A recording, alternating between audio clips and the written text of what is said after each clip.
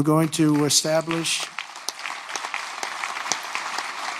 a very fair system where money is going to come into our coffers, and America is going to be very rich again, and it's going to happen very quickly. It's time for the United States to return to the system that made us richer and more powerful than ever before. Do you know, the United States in 1870 to 1913, all tariffs, and that was the richest period in the history of the United States, relatively speaking. In other words, relatively.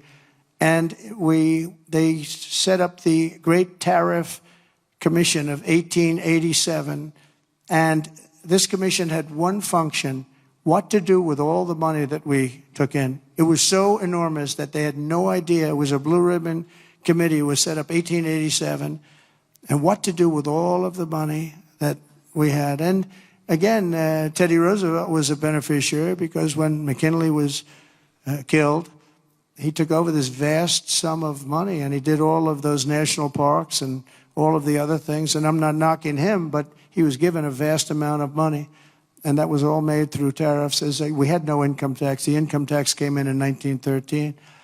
As I said in my speech last week, instead of taxing our citizens to enrich foreign nations, we should be tariffing and taxing foreign nations to enrich our citizens. Does that make sense, right?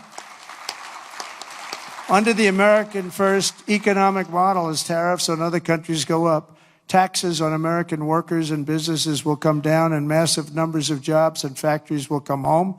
The job creation will be enormous, in particular. Hey guys, it seems Donald Trump has two favourite pastimes: playing golf and making bold, often questionable, bizarre statements. Recently, he spoke at the National Congressional Institute, where he rambled on about taxes and tariffs, two subjects he doesn't seem to fully grasp. While it's clear he's heard of these terms, his understanding of how they actually function seems a bit off.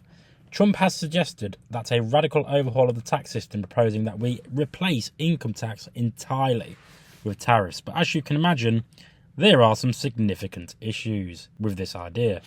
Let's break it down. Trump's argument hinges on the idea that tariffs are the way to make America wealthy again, pointing to a period in the late 19th and early 20th centuries when tariffs were the main source of revenue. He claims that this was a golden age for the US economy, but there are a few important details that he is overlooking. Okay? Firstly, the reality of tariffs in today's globalized world is far different than the situation in 1913. That the idea of tariffs making us all richer is misleading. The plan would likely hit American consumers and businesses harder than any foreign exporter. You see, it's not the foreign sellers who pay the tariffs, it's the importers, which in this case are American businesses. They'll then pass those costs on to the consumer. But the most glaring issue with Trump's proposal is the scale of tariffs needed to replace income tax. In 2023, the US government collected $2.5 trillion in income tax. To make up for this through tariffs alone would need to either massively increase imports, or they would need to, or impose tariffs at a much higher rate than Trump is suggesting. This could lead to skyrocketing prices for everybody and everyday goods, as businesses would either absorb the costs or pass them on to consumers, which they always do. If Trump were serious about tariffs to replace the entire income tax system, he would need to impose tariffs of 100% on imports, which would completely disrupt the economy and all supply chains. Even he is not suggesting that level of tariffs, but even moderate increases could severely harm the US economy, making it far harder for businesses to operate, not easier. It's important that someone, whether within Trump's team or in the media, goes, "Fucking stop, my son," and explains to him that tariffs are not the magical solution to America's economic challenges. They'll be paid for by American businesses and consumers, not by China, not by Europe. So while Trump may be enthusiastic about a return to a bygone era, the reality is that this plan would hurt everybody, and it would hurt everyday Americans more than it would help. But let me know what you think in the comments. I've been Jake from Just Jake. As always, follow the Facebook page, subscribe to the channel, and I'll see you next time.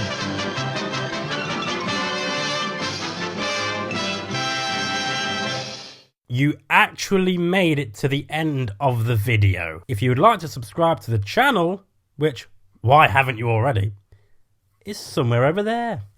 And also, if you want to watch more videos, also check out over there. I've been Jake from Just Jake. See you later.